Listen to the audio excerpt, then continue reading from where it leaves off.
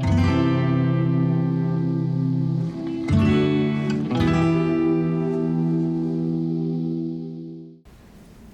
allegiance to the flag of the United States of America and to the republic for which it stands, one nation, under God, indivisible, with liberty and justice for all.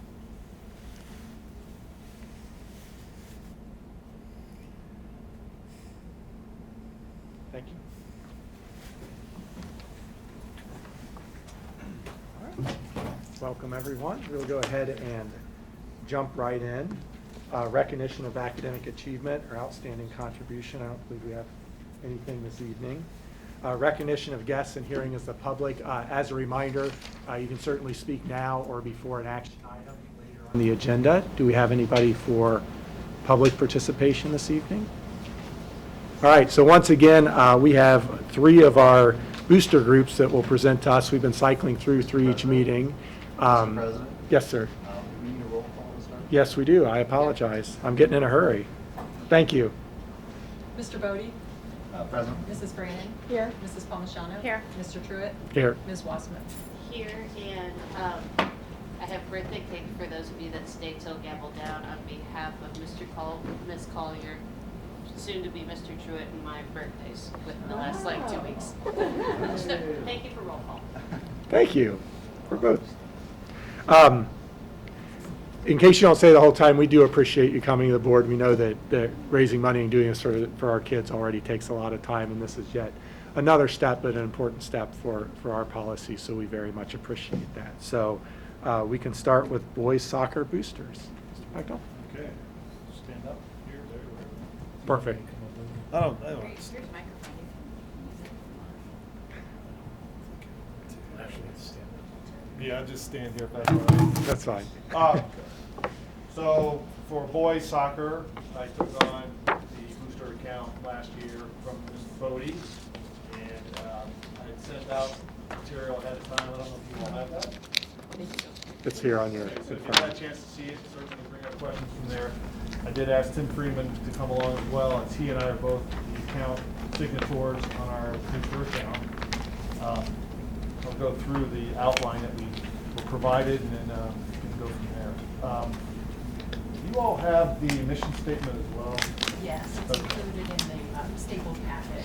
So part of what I recognize it hadn't been done with the boosters, but at least with the soccer, was that it was fairly stop and go. In other words, one person would have it, that child would leave, and then it get passed on to someone else. So some of the things I try to do is to make this thing sustainable. And let's just go through this document and see what kind of questions that gets generated. So current officers that are listed there are all intact. I have a junior, so I'll be on for another year for sure. And I would also probably volunteer my time after that, depending. But that's why I have Tim. Ricky Day will be off the booster account after this year. Shin Osaka, Kerry Millette, Luann Hoover are members. One thing I did try to do is reach down and look at it from again, a sustainable process where we have incoming freshmen, so 8th graders. Find a couple parents that can move in to be on the booster process, and literally have 8 boosters that are involved with the account and with the program. So financial information, I did send, I believe, just statements. So you can see where we have our accounts. It's been at First Merchant for quite a while. I did, as I said, add Tim to it as a signator from just an audit point of view. I didn't want a single signator on that, which was me at the time. So he has access to the account. I handle most of the check writing and everything else, and when we have spend, mostly anything that's of significance, I do put that out to the 4 members that are currently on there in the finance committee for approval to spend. So we do a check and balance that way. Other spend that comes usually is from the coach, maybe from some of the booster activities, like things that we fund, are focused really on supporting the individual students, athletes, and there we don't really look at anything outside of that program to spend more time. So fundraising, let's go to, I guess, item D under financial information, fundraising plans. We do 2 things that sustain our account: the youth soccer camp and the summer where the actual players participate in that. We generate funds from fees for that week. Then we do a euchre tournament fundraiser in January. Put down the projected revenue from that, it's $5,000 to $6,000. Planned expenditures. We do try to support a summer soccer tournament that we go to. We pay for fees for those things that are outside really of the soccer season. Senior night, team banquets. There's a scholarship that we fund, and we've done the last 3 or 4 years for Ian Lynch scholarship. Then we do some miscellaneous things there too. But everything's really program based and really for the team. There may be things like miscellaneous equipment, and then the other expenses with the fundraising itself. Any questions at this point? Okay. I will go through what I believe would be the mission statement, just so it's not just a spend money and raise money type of activity, but I think it's important that as a booster committee, we do have a mission statement, so I did include that. And really, we focus on several things. One's personal growth and development of the student athletes throughout their high school career. Academic excellence, competitive excellence, service leadership, and community involvement. And you want to do that.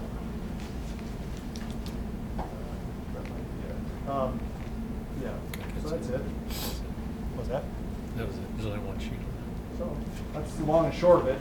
Really, the things I focused on are accountability and audit trails so that we are in compliance. And I'll open up to questions at this point. Questions or comments from the board? Just thanks for the work that you did to make it sustainable and repeatable. Right.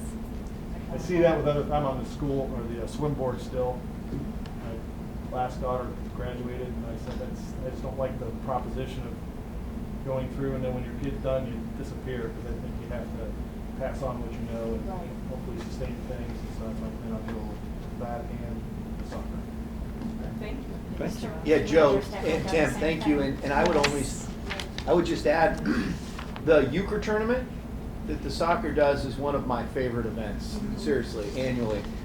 So that's also a really great, fun event, and I think it does generate some fun. So, Yeah, it does. and thank you, Tim, I also. had no idea how competitive Andy Colt was until I saw him. So, Freeman's in charge for the euchre tournament, so Yeah. good luck with that. Thanks for the improvements on the previous version. Very good. I don't believe Logan Fisher is here. If she makes it in, we'll just fit her in when she comes in the door. So, Lori, the floor is yours. I'm Lori Clark. I'm representing the vocal music and theater boosters. Can we go behind the podium? Oh yeah, sure. Okay, thank you so much. Do you want me to use the microphone? Nope, you can just stand behind it. Just stand behind it? Okay. So I'm representing the Vocal Music and Theater Boosters.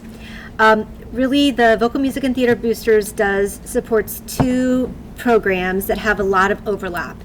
The vocal music program with Mr. Grega and the theater program with Mr. Grega with the musical, and April Alt who's the director for the fall and the play, or for the fall play and the spring musical.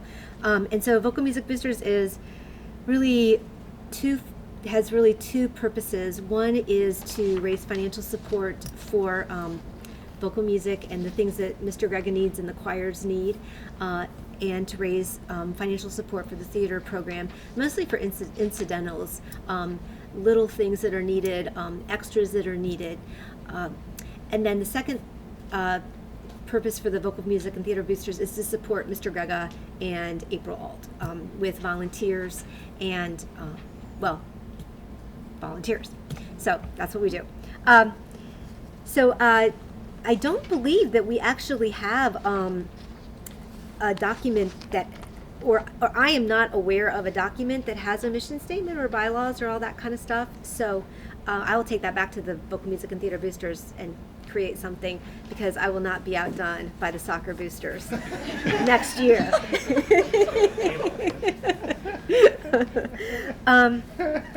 So our financial institution, I gave you a copy of our most recent financial report.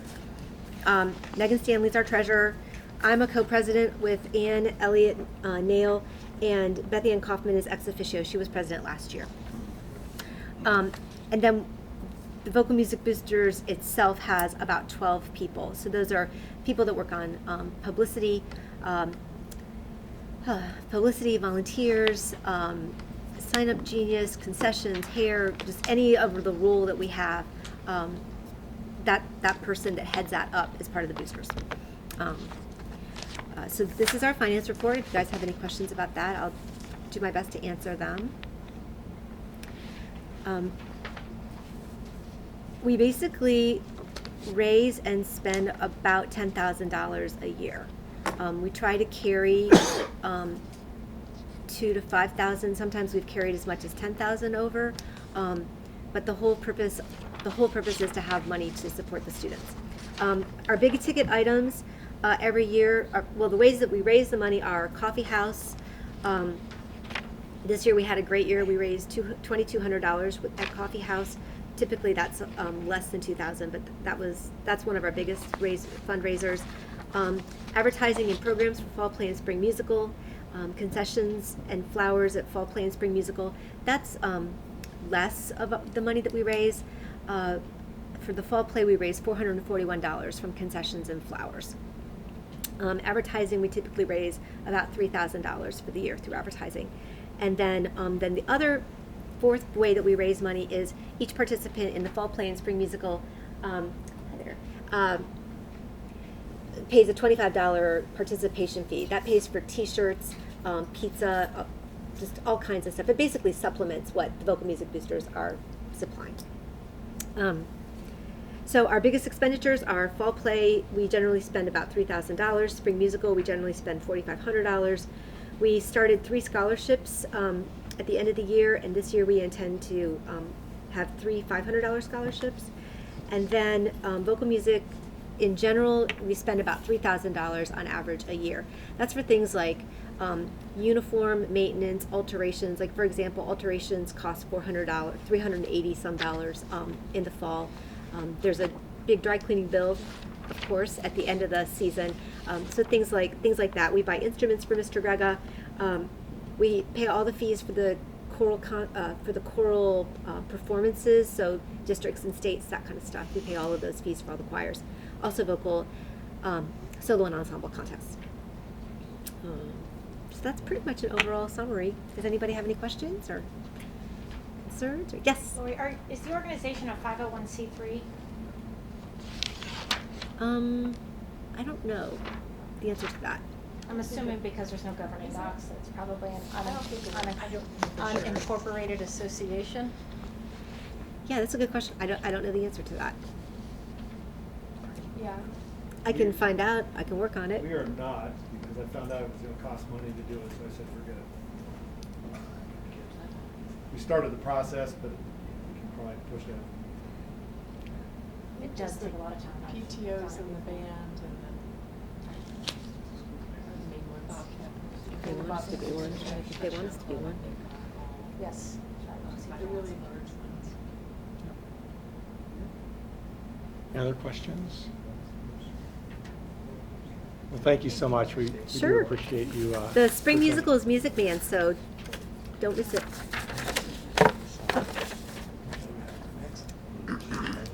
All right. Thanks for your interest. Thank Thank you you. so much. Go ahead. I was gonna say, please don't feel, I mean, we would more than welcome you to stay for the entire board meeting, but please don't feel obligated. Yeah, Joe, Tim, Lori, do not feel obligated to stay, but you're welcome to. Oh, thank you. So, Angie, Mrs. Alla? Okay. I'm going to cheat just a little bit. I'm doing an Ignite presentation tonight, and the way that works is it's 20 slides in 15 seconds, and they advance on their own. So I can't go over. I have to stay on task. So I will go ahead and hit play. Okay, so tonight's presentation is focusing on preparing Stevenson students for tomorrow. We're going to look at collaboration, communication, creativity, critical thinking, and citizenship. And as this moves forward, collaboration we try to do across every subject area. These are kindergartners, and they're putting together a mathematical vine. So they're working together to put those numbers in order, and they ask questions like, should it be closer to 10? Should it be farther away from 10? They have to figure that out. These are, all of our students have buddies at Stevenson. So this is second grade and kindergarten. Kindergarten was learning about bats, fiction and nonfiction, so they shared that with their buddies, and then they had to create bat roosts out of Legos. So it was a design challenge. They worked together. In the morning, you'll come in and you'll see STEM bins in all the classrooms where kids are given materials and they're supposed to work together to collaborate and build. You can see they're really proud of their towers. And then in science, they recently were collaborating over force and motion. They were building roller coasters, and they had to figure out how to slow their car down and speed their car up. And then they had to create a poster to showcase their learning, and it all had to be done together as a team. It was a lot of fun. Communication, one of our classes is doing the Global Read Aloud. That is the book they're reading. And then you can see in this video, they're talking with a class from Canada about the book. There's questions going back and forth with Canada about the same book. They just played a Kahoot game against their Canadian class. In Spanish, we're communicating, not only speaking Spanish, but we're learning to write in Spanish. That's a first grader's writing about herself in Spanish. And then you'll see they're holding posters because they do a lot of storytelling. There's like little masks, so they create stories. Once a month, we communicate in a morning meeting where our kiddos, as little as they are, stand up in front of 370 or 368 of their peers and share what they've learned. Kara talked about Hands of Gratitude from when she was in first grade. And then I have some type of message for the entire school. We're also communicating as a staff this year, really focused on feelings. So teachers are doing videos about emotions, and then we're talking about how do you handle silly? How do you handle embarrassed? How do you handle sad? That's going over really well. We're doing 2 of those a month. Creativity, our kids are super creative. This little one found the book, The Dot, and then she decided to write 1,000,000 dot books, and then she shared those at a morning meeting. She talked about taking a risk and making a mark. And then in art class, they talked a lot about making a mark and using the dot. And art has changed to where everybody was doing the same thing to now everybody gets to pick their own medium. We might be talking about the same type of art, but everybody gets to do it their own way. So you can see lots of different things there. In library, they are working on design challenges. So you can see the kids had to work together to create the highest towers. They use Legos to create their name. It's hard to create an S out of a Lego, but the kids have mastered out how to do that. So they work on those. In kindergarten, you can kind of see where the black outline is, and the thing says it's not a pumpkin, but it looks like a pumpkin. And then the kids have to use creativity to create something other than a pumpkin and talk about how they came up with that idea. Critical thinking, that is a 3rd grade level prompt on the math test. We took off all the words and just put up the graph. Then the first graders talked about what do they see, what do they think, what do they notice. And then they actually, 16 of the 20 were able to answer that 3rd grade math prompt. Also for critical thinking, kids are doing design challenges. So this is a design challenge to create a fence to keep your bunny rabbit in. It's done with carrots and toothpicks, and you can see that they could use different shapes to create their fences. We're also using the Osmo in first grade, and the Osmo holds the iPad, but then it reads what the kids are doing. And so they have to use pentagrams for this one to recreate that image. It's hard. I did it with kids and they were giving me a hard time because I couldn't get it as quickly as they could. In reading, we use critical thinking to construct and deconstruct words so that we can decode words, also to use spelling. So this is part of our Foundations program that we then use in guided reading groups. We look for structures and words that we know and have been taught. And then citizenship, our first graders just wrote letters to all the residents on First Avenue, collected the food, took it to Heart, sorted the bags, stocked the shelves, and we talked all about wants and needs for that activity. And then recently we took a group of kids up to the new little memorial park on First Avenue, and then we wrote letters to veterans, and we do that in conjunction with the Lions Club. So they'll come and collect those. We'll have letters for them. It's very interesting to see some of the really sweet things that the kids wrote.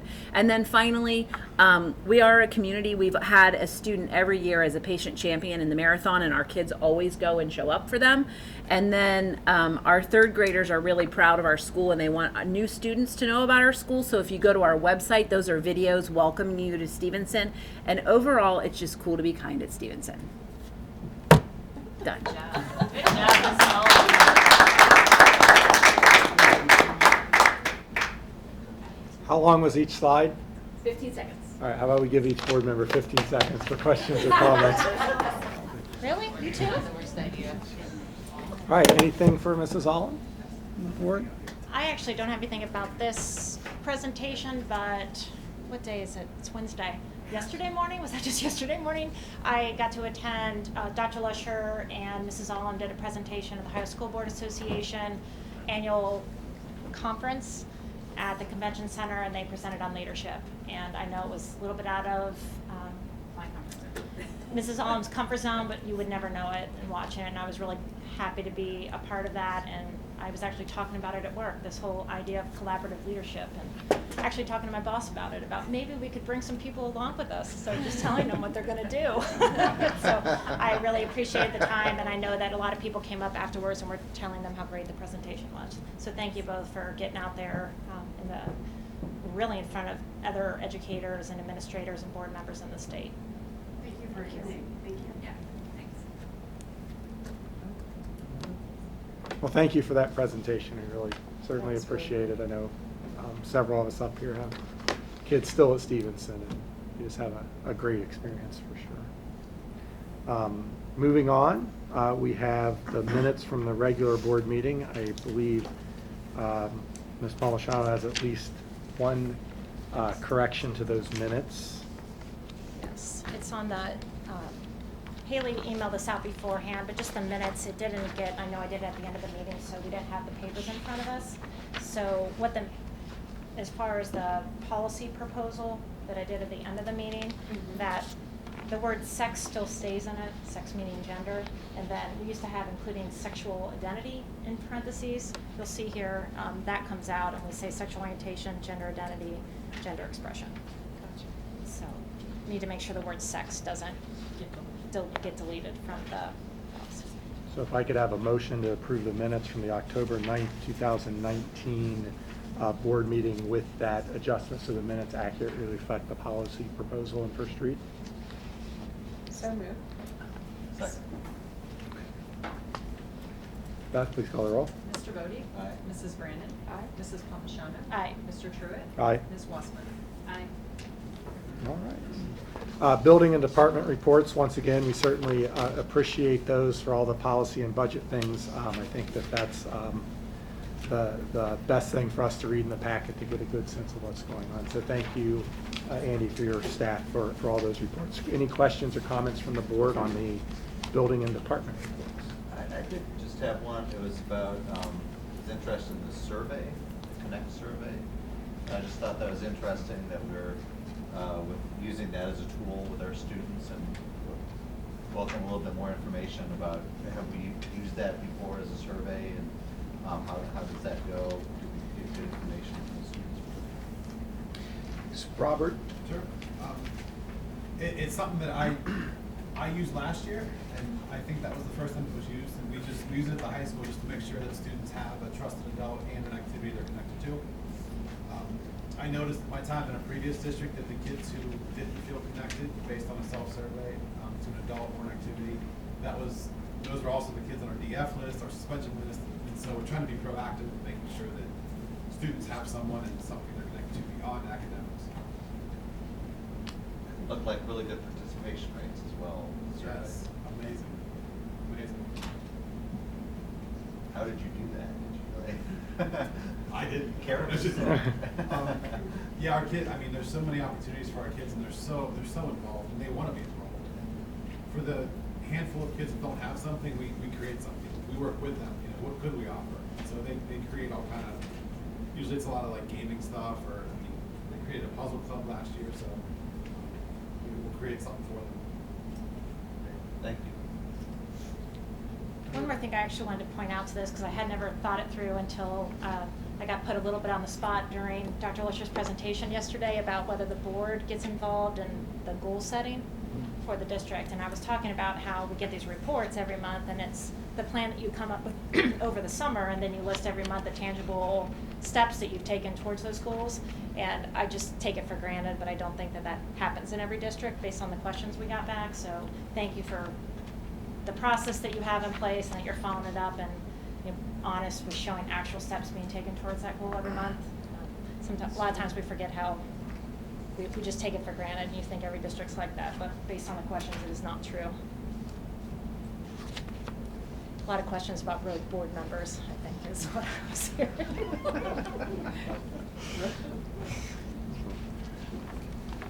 Any other questions or discussions on building and department? All right, Beth, you're up. Okay, so you should each have a copy of the October financial reports. On the front, you'll see the executive summary that I've been putting together the last several months. Just a couple of highlights. Again, the financial reports are listed at the top. I have noted there's a couple where updates have been made, and I just wanted to highlight those. You can see near the top. So the highlights, what I try to do, and I've talked a little bit about this before, but the financial reports that I present and talk about and review with you guys are really focused on our primary funds, and they're basically listed here. So we have 3 levy funds: our general fund, our permanent improvement fund, and our bond retirement fund. Those are the levy funds we collect taxes from.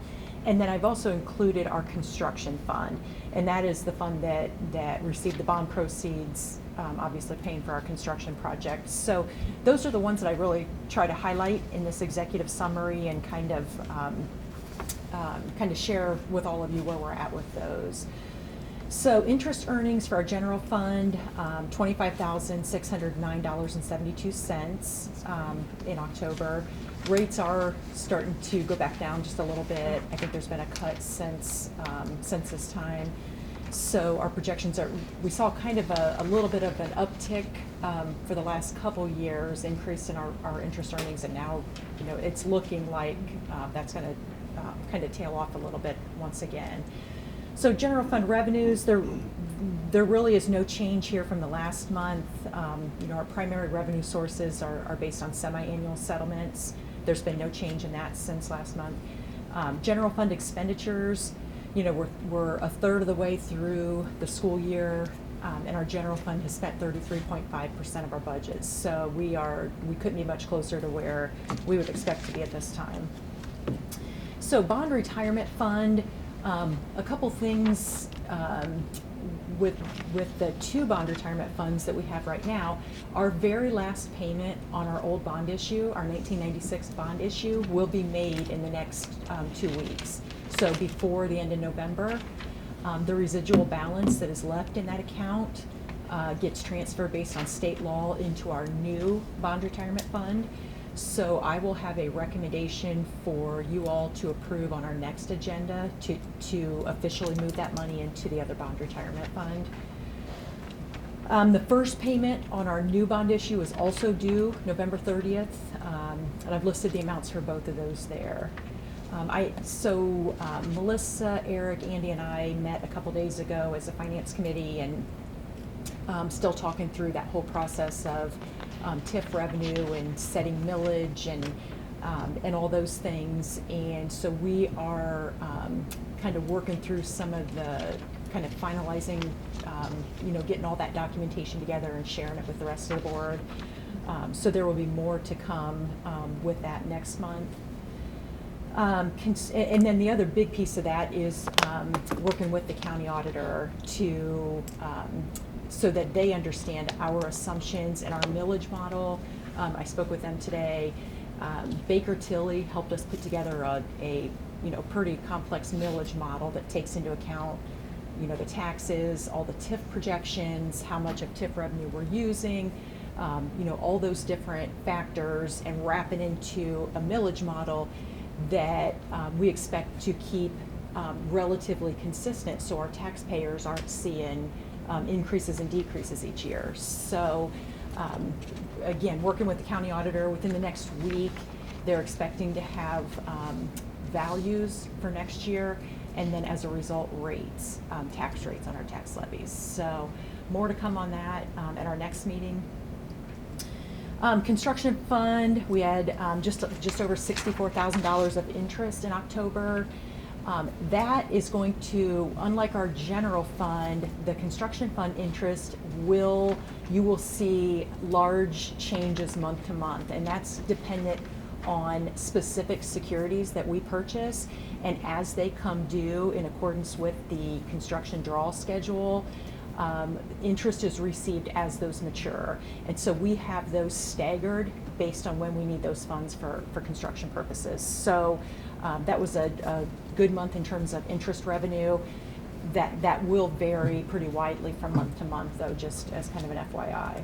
So 23% of our soft costs have been spent as of the end of October.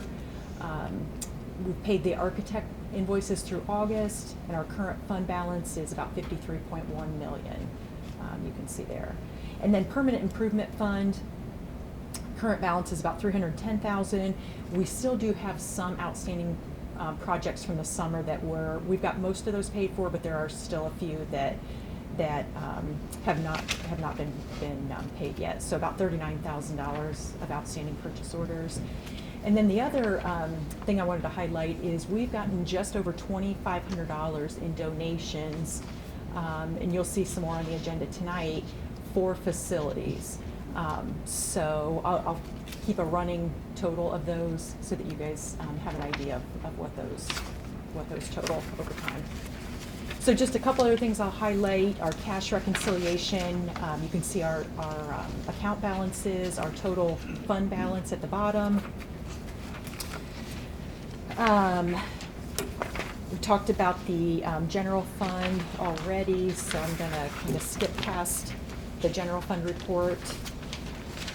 The Grandview Yard TIF, the projected versus actual revenue, I'm going to keep this report in here. There has been no change since 2 months ago when we talked about that. And on the back side of that, you'll see the construction fund with October information updated. So there's a project to date column.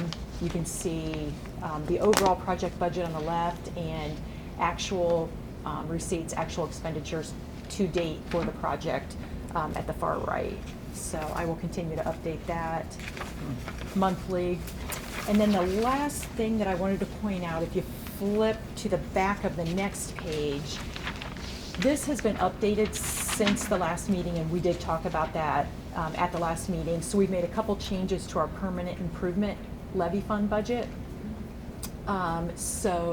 Chris Dice, Brett Bradley, Brad Bertani, Andy, and I kind of get together and talk about, what our facilities, our athletics, our technology needs are for the district, and then kind of prioritize those. And so just a couple things I'll point out that represent changes from last month. That high school roof and gutter repair, the initial estimate, and it was just kind of a placeholder that we put in there to kind of get an overall framework for that budget for this year, was $140,000. And working with Doug Addis and a roofing contractor on that quote came back at about $230,000. So we have updated this budget. We were able to reduce and actually remove one thing, the stadium speakers. We had, I think, about $40,000 in for that. And Chris Dice worked with one of our vendors and fixed that almost for nothing. So anyway, that is the updated budget. Can you just do that for the roof? Yeah. So I did want to point out that is a slight change from what we talked about before. So, and then I did include a copy of our financial prospectus. So you guys probably all got a copy in the mail in the last couple of weeks. So this is our third one, so I'm super happy with how that turned out. Haley Head was a huge help to us in all of her editing and layout and arrangement and all that. So it was truly a team effort. But really proud of how that turned out, and so wanted to share a copy of that with everyone. Well, Beth, I will say I'm really, really happy with the financial prospectus. I like that we're doing the same information annually. Our second year doing that, and I'd imagine the board would want that something to continue. I will point out that to the board, come January, a couple of this will be out of date. I'm also proud of, on page 6, when we talk about the millage rate.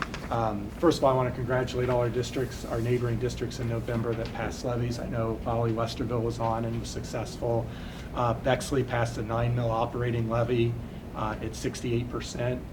If you're looking at this, that'll add $315 to theirs, so that puts them up. So it's great to see Central Ohio people really supporting public education at high numbers. You know, we look at our own district, a lot of Grandview's success is the success of the districts around us. So I want to congratulate those districts that were successful around us, and also show that, you know, I think it's important to note that you know, we're 14 of 16 on this list for tax rate in the year after we just passed the levy. And so most districts are on every 3 to 4 to 5 years. So over 3 to 4 to 5 years, you know, we'll see these other rates above us go up as people go for more funding. So I think that's a really important and valuable, you know, it shows that not only do our taxpayers get a good deal, but we're very fortunate to live in a community that has a high property tax valuation, which is, you know, frankly, part of the reason we're able to do that. So, you know, I think that's important. Bexley will actually jump over Upper Ellington. Well, use it, invest, are successful. Congratulations, Andy. Right. And they have a tax. They have benefit. a school district income tax, Yeah, income tax. 0.75%. In addition, just so we're all clear.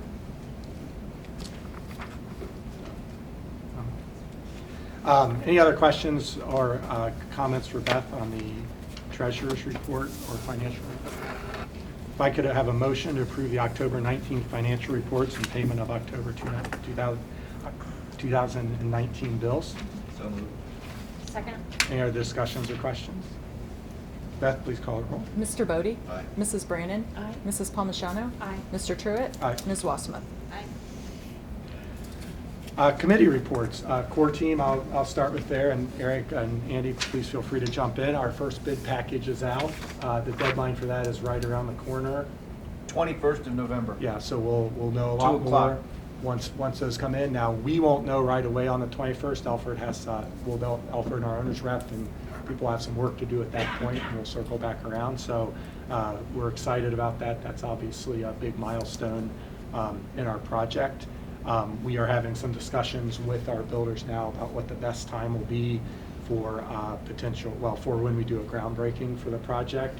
It's going to be in winter, so we'll have sort of bounce back and forth between the communications committee and the core team, you know, on what that'll look like. But we'll see shortly after the first of the year and the holidays information going out about the groundbreaking for our project, which is exciting. So far, so good. On time, on budget. I realize we haven't turned soil yet, but a lot of that soft cost work.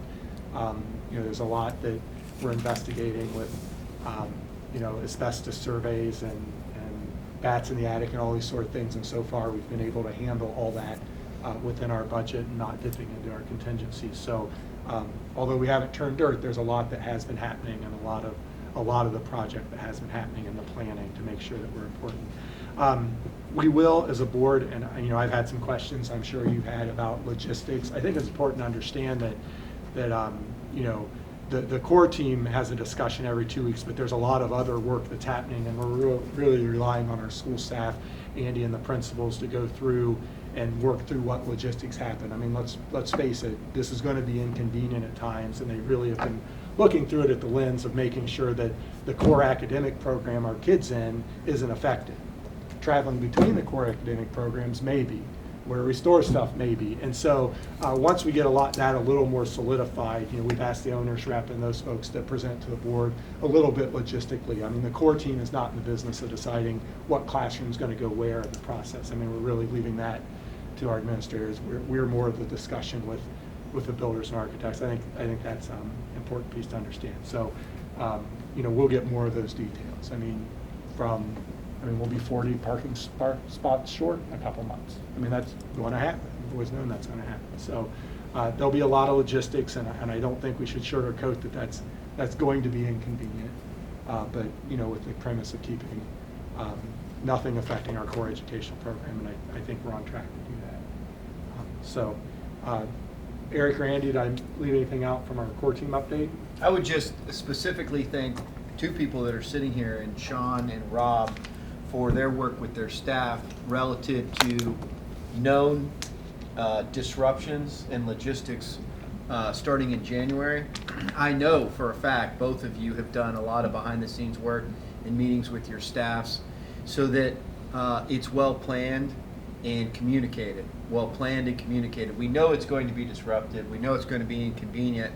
The degree to which we're able to forecast that and be well planned, the better it is for everyone involved. And so, but you two, I know, have done a lot of work in that area, so I appreciate that. The only other thing I wanted to add is we've discussed also we haven't had a neighborhood meeting in a while. And so with Jay Tadina, who's our construction manager at risk, we've talked about convening another neighborhood meeting in early January to give them some understanding of when the groundbreaking ceremony will be, when the fence will go up, what the divides and disruptions will be, take their feedback and questions, and hopefully and answer all of those. And we'll plan on doing that throughout our process. The other thing that we are going to do from a communication standpoint is I am going to do what we're going to affectionately call hard hat updates. And those will be video recorded interviews by me of our construction manager at risk on a monthly basis throughout the process. We'll upload those videos to our main webpage, and they will be updates monthly on what's happening, what's new, are we on time, are we on budget, what are you seeing, what aren't you seeing, what phase of construction are we in. If you're looking for examples of these, by the way, there are examples in Marymount. If you go to the Marymount School District main webpage, they also are doing hard hat updates, and so we are stealing that idea and we're going to replicate it, and we're just as another communication form. Perfect. And while you're on that, do you have anything else for communications?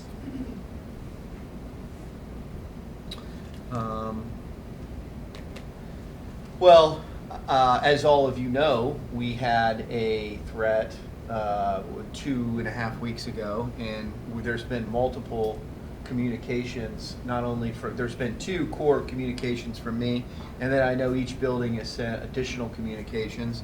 That threat specifically named November 12th as the date. That was yesterday, and we did have a police officer on site at each building. It was a rather quiet day, but those are always very challenging situations, and you always have to take them very serious.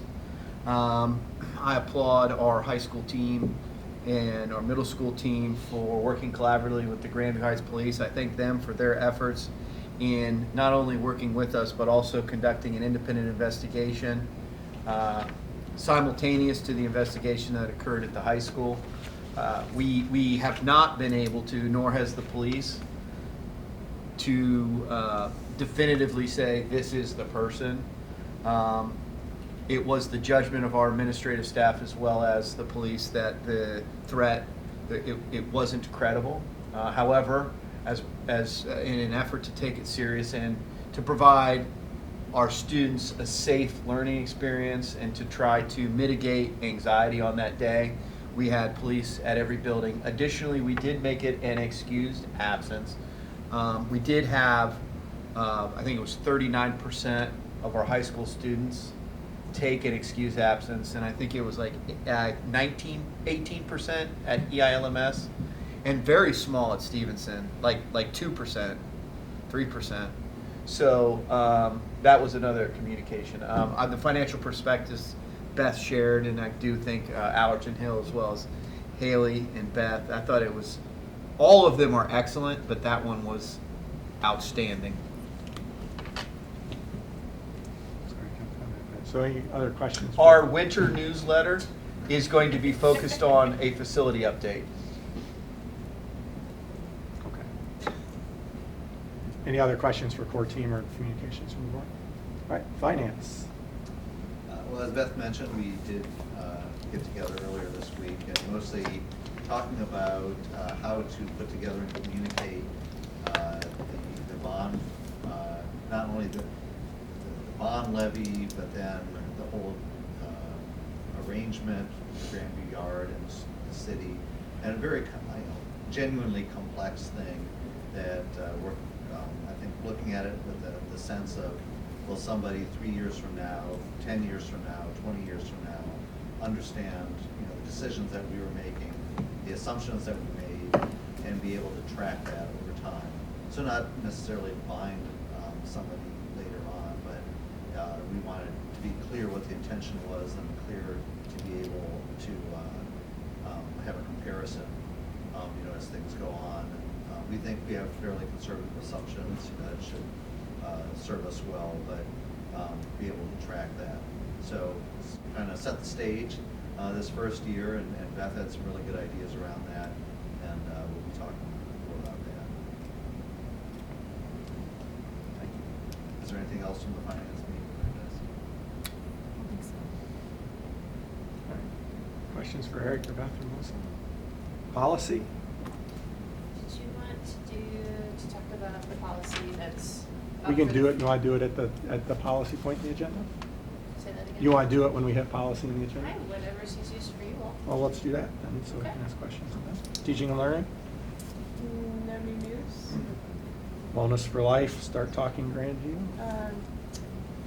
The big event that Start Talking Grandview's been promoting is tomorrow night, at the library with the drug court judge and expert in psychiatry about that whole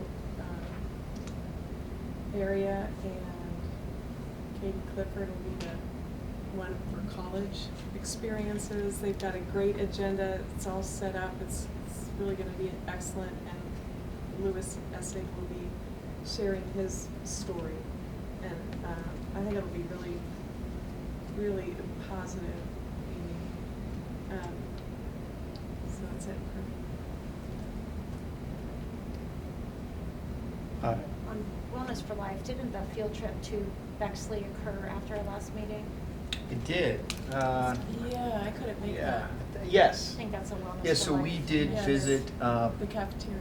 yeah, the high school principal, Sean, myself, Dr. Lusher, Kyle Mahan. Kyle, for the third time, visited Bexley, and we learned a little bit more about the food choices that they're offering their students and the nutritional value. And we had an excellent visit. I think it's fair to say that every single one of us felt like there were improvements that could be made to our food choices at Grandview Heights. Kyle's going to follow that up with a presentation at next board meeting where not only will he get into what those food choices could look like, but also some costs associated with equipment, staffing. So more to come. Look forward to that. Education Foundation. The board met last night, and they're just moving right along for the gala in February. They're thinking about doing a donor appreciation event in January, and just shoring up some policy, organizational structure things. So that's it. OSBA Legislative. Monday, we had the OSBA annual business meeting. And what was passed for the OSBA, I'm going to pull through this. As part of the OSBA legislative platform for the upcoming year, providing sufficient funding for trauma-informed training, which is, I think, something good. They want to incorporate, we need to find it, instead of the term special education, they want to make a movement to unique educational needs. They're doing that because you can have a gifted student, a student with disabilities. There's not just one need in special education. There's a lot, and it's a unique learner. So that was one of the things that they are pushing to. Another name change. What? Another name change.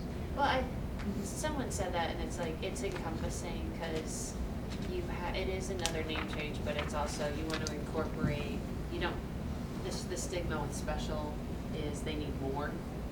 So does the gifted learner. So it's kind of, there's a lot of uniqueness in education.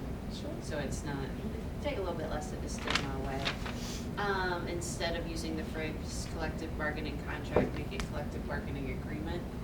And more trauma-informed training. It all passed, so that's their legislative platform that they will be talking with our state legislators about. And I also attended a board policy session, which I thought was very interesting. Other people may not. There's a lot of changes that came out of House Bill 166 and the new budget in terms of anything from medical marijuana, ESC purchases, graduation plans, mental, there's so much that has come out that I think we will have fun in policy coming our way over the next couple months. There's a lot, but it was very interesting, and you'll have more as I know more. Well, thank you for attending both those I like in the it. first year. Thank you. City of Grandview Heights. You could report on, I have not been involved in anything with the city. If there's anything that you wanted to report on that's going on with the site development. Otherwise, I have an update from the Village of Marble Cliff. I've been publicly reporting that there was a large incentive ask for the mansion over on Fifth for maybe a year. It's been going on for a long time, and it was a big ask. It was the notice we received was 100% of property tax abatement for 12 years for the renovated mansion that they intend to turn into 4 units, and 15 years for what they intend to build around it. And we've had a lot of conversations and quasi-negotiations going back and forth. Eventually, we just found out within the last 3 weeks, it's been since the last board meeting, that they backed their ask down to 50%, and because it's at 50% under Ohio law, school boards don't have the right to vote on it, yes or no, so it's just the village, the council, the Village of Marble Cliff Council will vote on that, and their vote is the 18th. I think it's at 7 p.m. They're intending to vote on that. So for us, it's, when you add it all up, it is a lot of money, and it's a fully residential development. It has already been, the plans have already been approved by the village, and they have already changed it's not commercial anymore, it's now zoned residential.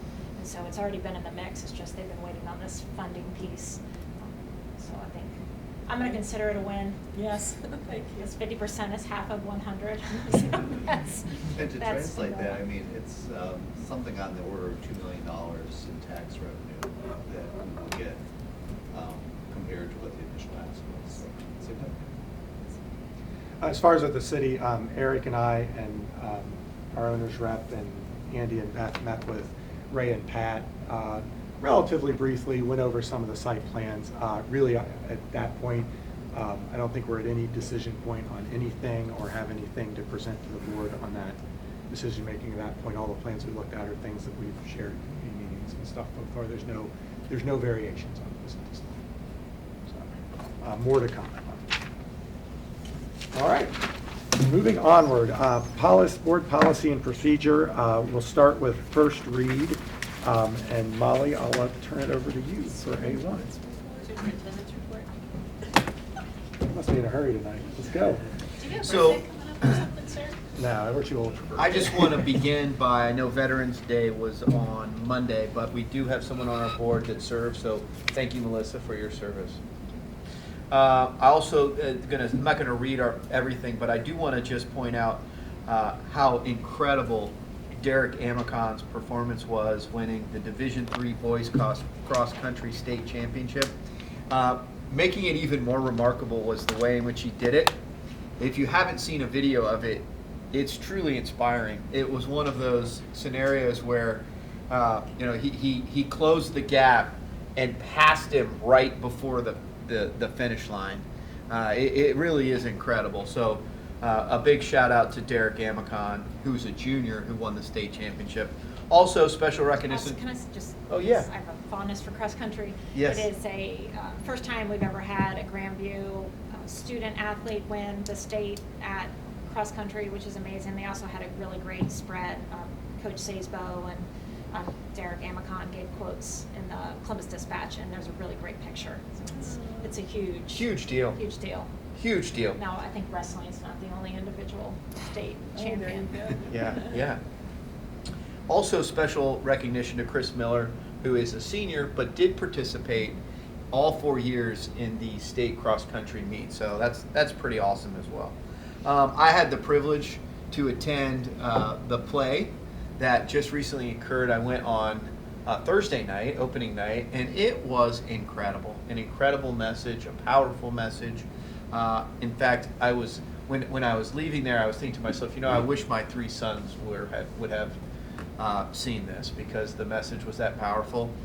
For me, the second half in particular really resonated with me, and I connected with the actors, and it was just really exceptional.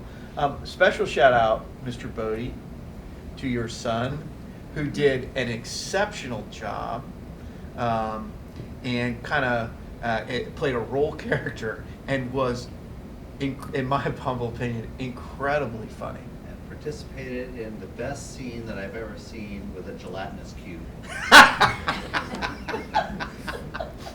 I know exactly the scene you're talking about. So that was great. Big football game this Friday at Hilliard Derby at 7 o'clock, regional finals. Friday, our entire district will be participating in Hands of Gratitude. Thank you, Dr. Lusher, administrators, for your leadership with that. As Debbie mentioned, this Thursday at 6:30, at the Grandview Heights Public Library, Start Talking Grandview will be having a presentation that is worth attending. I think that about sums it up. Sorry, I was certainly not It's no problem. trying to skip over. It's not the first time. No, I know. Can I say one more thing? I just feel like I have a lot to say. I don't know why.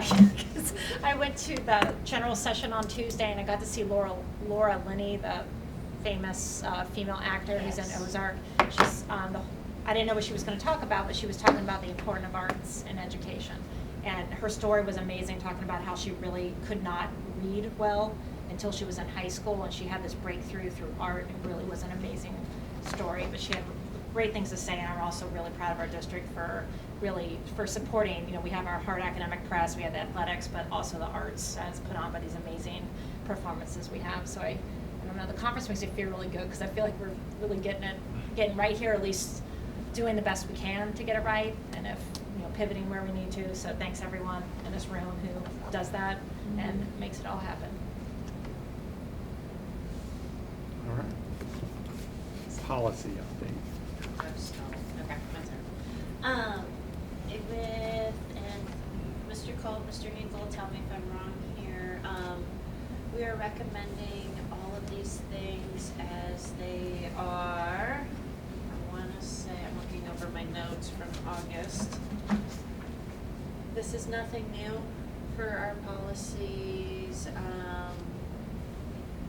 Tobacco use. These are things that we currently have. It's like I'm looking for one of. There's nothing new. So what we have in place right now matches up with version 2 of all of those, because I think a year, maybe 2 years ago, we took the entire district to 100% tobacco free. So that matches up with version 2 on all of those policies. And what they're doing there is simply adding on the vaping and e-cigarette location. And there's things like our graduation requirements are stronger than what was given. It's the long and the short of it. We already have policies in place that outline these. I'm trying to say not that they're less than, but we're ahead of the game. Yeah, there really isn't anything unique on here. I think, what I typically say is nothing new. it's all required changes or highly recommended changes that we're adopting based on new state legislation. And there really isn't anything out of the ordinary or unique. No, so that's to speak to Mrs. Palmachato's point. We're good. So is there any questions or discussions from the rest of the board on first read items 1A through Q? thank you for Molly and staff for their work on that. Board policy, we do have a final reading on 3 policies. Board policies A, B, and C, and I believe we have a correction in what Ms. Palmashano Yes, passed around. Haley brought up the For hard AC. copies, just to make sure it's clear, because it wasn't in the minutes correctly, and I know it was hard, because I did it at the end of the meeting. But the way you have it in front of you, that it will bleed, I'm just gonna read the paragraph just for clarity, in the minutes. So the non-discrimination policy, which is AC Alpha Charlie, the board's policy of non-discrimination extends to students, staff, job applicants, the general public, and individuals with whom it does business, and applies to race, color, national origin, ancestry, citizenship status, religion, sex, sexual orientation, gender identity, gender expression, economic status, age, disability, or military status. So it's adding, I guess there are 3 phrases: sexual orientation, gender identity, and gender expression, and then obviously keeping in sex, which also is gender in a lot of current non-discrimination policies, but sex is the language used by Title VII and also by Ohio state law. So those are the recommended changes. And that is the same thing that I said the last meeting, but if you want to not make this final reading and push it to December, I'm okay with that as well. No, I would entertain a motion for the non-description policy AC as clarified by Ms. Colashano, policy GB. Go ahead. It's the same language in each Yeah. one, so you'll see if you turn it over, it's the same 3 phrases added to the policy and keeping the word sex in each one of them. GBA and JB. I'm comfortable entertaining a motion for those policies. A second. Well, I'll move. I'll okay. move. Thank you. You're welcome. And thank you again. Any other questions or discussions from the board? Thank you again. I think that's, once again, takes us yet another step farther than federal protections, and I think that's important. I certainly appreciate that. Beth, can you please call the roll? Mr. Bodie? Aye. Mrs. Brandon? Mrs. Palmashano? Aye. Mr. Truitt? Aye. Ms. Wassman? Under business and finance, I know there's a few things that we'll want to discuss. If I could start with a motion for B 1 through 13.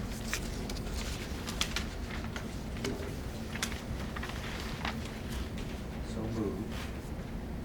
Second. Andy, can you talk a little bit about number 11, please? Yeah, so this is an outcome of, I know I've shared with the board that the class of 1959 asked me to do a presentation on a Saturday morning about our facility planning project, and the presentation occurred here. And by the way, the participation of the class of 1959 was very high in terms of the percentage of graduates that were there. It was almost 100%. So the presentation went very well, and it was a really wonderful experience. You know how sometimes presentations just go well and other times they don't. This is one of those that went really well. Not so much that I did an unbelievable job presenting. It was just a really nice connection. They were really excited to be here, and they were so excited to see what was being planned for future generations of Grandview. They were over the moon excited. And as an outcome of that, although it was not part of the presentation, probably had 4 or 5 59 graduates come up to me and said, if I wanted to donate to this project, could I? Sure. So there's been several outcomes of that, one of which is Bill and Nancy Boardman, who Bill is a 1959 graduate. He and I and Beth have had probably 7 phone conferences in the last, 4 months. And they are going to make a large donation. In fact, I think the donation probably would have been done. But it's a little more difficult, our being a public agency, than maybe in the amount that they're donating than maybe we had expected. So more to come on that, but that's one that is very exciting. And really, the only other thing I would say is what, at the end of the day, irrespective of the amount, the passion that Bill Boardman has for this community and this school and this school district, and the impact that it had not only on him, but on his class is palpable and beyond exciting. And in terms of his desire to pay it forward, based on his genuine belief that the impact of this staff in 1959, this school, this community has had on him, and his corresponding excitement about the project and what's to come, what is truly remarkable. So we have so enjoyed getting to talk to Bill and Nancy. They're really amazing people and quite fun to talk to also. So anyway, longer maybe, and then if I could real quick. Beth had something And just she one wanted to thing say. yeah, I'll sorry. add on, what's a little bit tricky is that they want to make this donation in stock for tax purposes, and what's tricky for us is because school districts are not permitted under Ohio law to invest in stock. So what this resolution does is it authorizes us to accept gifts in stock and then immediately sell them, liquidate them. So the tricky part of all this is getting a broker who will set up an account for us, because it's not permitted under Ohio law for us to have stock. So we're working with our attorney from Bricker. She's the one that drafted this resolution that allows us to accept it and immediately liquidate it. So that's the unique part of this. It's not just a cash donation, it's actually a donation of stock that we would liquidate to cash. So more to come. We think we're getting close. While we're on If I good may, news, please. Number 13. So Butch Nolan is also a 1959 grad who also was at the presentation that I referenced, and he has passed away, and his wife, Linda, set up in lieu of flowers a request that donations be made to the district to be set aside specifically for our facility planning project. And so under 13, A through R represent all of those. And just as a crazy twist of fate, Linda, Butch's wife, was my 7th grade math teacher. No way. Now, how crazy is that? And she brought in, unknowingly to me, she brought in my 7th grade basketball team picture and handed it to me. Oh. It was crazy. What are the chances of that? So these are the donations that I talked about that are being set aside in that permanent improvement fund that I said are a little over 2,500 right now. This is what most of them have been from. We were undefeated that year, by the way. All right. Now you're at your basketball team. You know, I think it's important. Congratulations. Thank you. I think it's important while we're discussing this that our financial advisory committee group and our levy ask did not have a built-in component about private donations. These have been people that have not been solicited to this point and have come forward and done that. And you know, so I think that's an important addition. I mean, I think it's a great message either way. But the fact that they've initiated that is pretty spectacular. Briefly, I think importantly, the donations are for enhancements to our project, not a No, supplement. they don't to. want a supplement. They are for enhancements to our project, not a supplement to. Any other questions or discussions on any items, B1 through 13? I have one, I don't know, Beth, maybe you could address this or somebody, but I was a little confused by number 1, the meta. I read through that twice and wasn't quite getting what service we're getting there.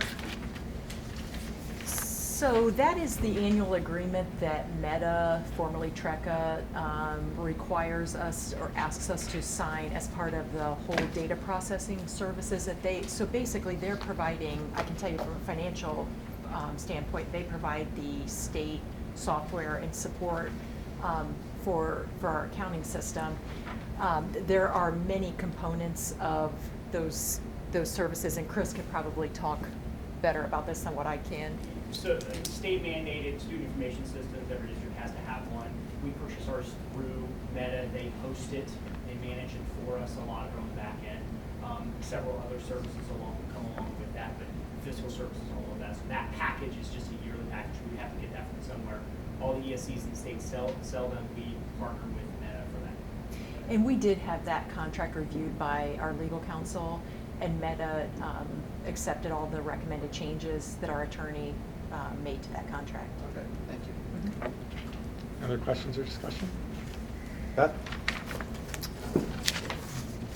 Mr. Bodie? Aye. Mrs. Brannon? Aye. Mrs. Palmigano? Aye. Mr. Truitt? Aye. Ms. Wassman?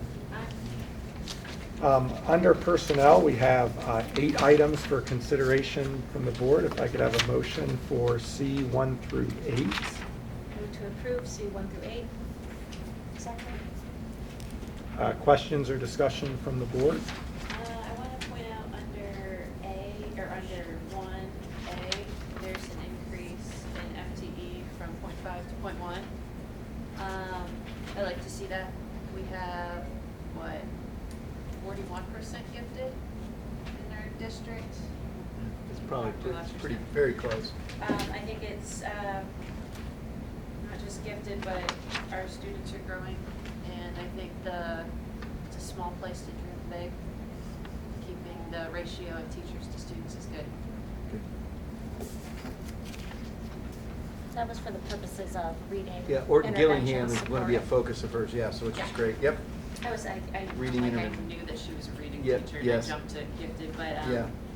She's Yeah, one of the she's doing Kindergarten, kindergarten. yeah. She's half-day kindergarten, then she's gonna supplement half-day Orton with reading Gillingham, intervention. yep, reading I intervention, think yep, it's good stuff. important. Mrs. Olam is happy. Very. We haven't approved it yet. Any other questions or discussion from the board under personnel? How about substitute teacher pay? Do you wanna Oh, talk about that? yeah, so, you know, based on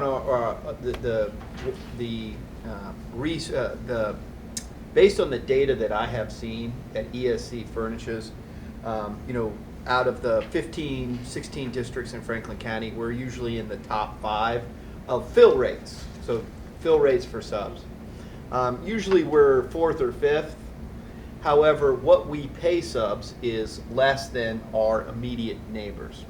And so there are days where we are unable to get a sub or fill a teacher that's absent. And so that puts us and the students in a difficult position in terms of coverage.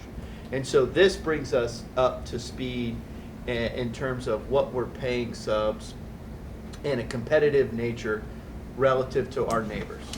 It's bringing us on par, not exceeding, right? That's correct. It is. It's not exceeding. So I think it's 90 to 100 is that correct?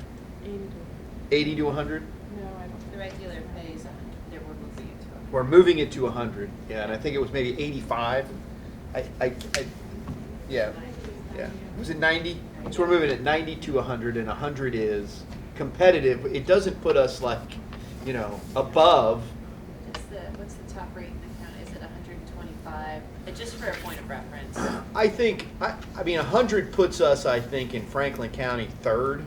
Yeah. You know, third. It's just a reference point of. You know, maybe just a little bit above. So I think the highest in Franklin County is 105, and I think Upper Arlington does it. Do you know what Olentangy pays? You don't.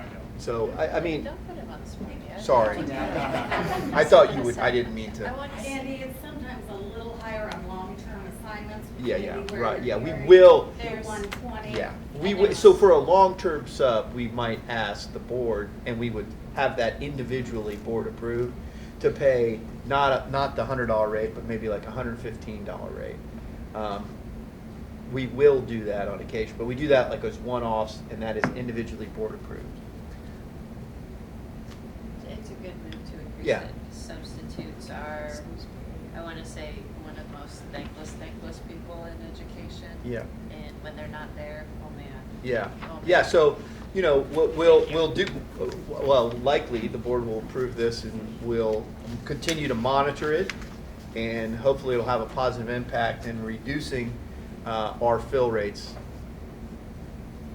or increasing our fill rates. What are, how many do we have going filled it? I mean, we're in the, you know, low to mid 90s consistently. again, third to fifth out of 16 districts in terms of fill rate. You know, Marysville, for example, when I was there, is like at 78. We're at 94. I mean, just to give you a perspective. Because that's also, I know that I do a lot of coverage. Yeah, right. That's correct. Not all the school districts have that So 90% thank you for problem. supporting this. I mean, I do think it's important and sends the right message to not only our staff, but our students. Any other questions under personnel?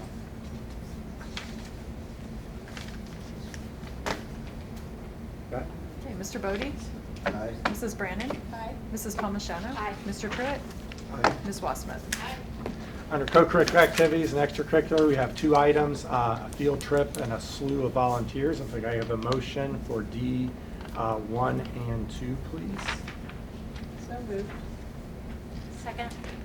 Discussion or questions from the board? Beth? Mr. Bodie?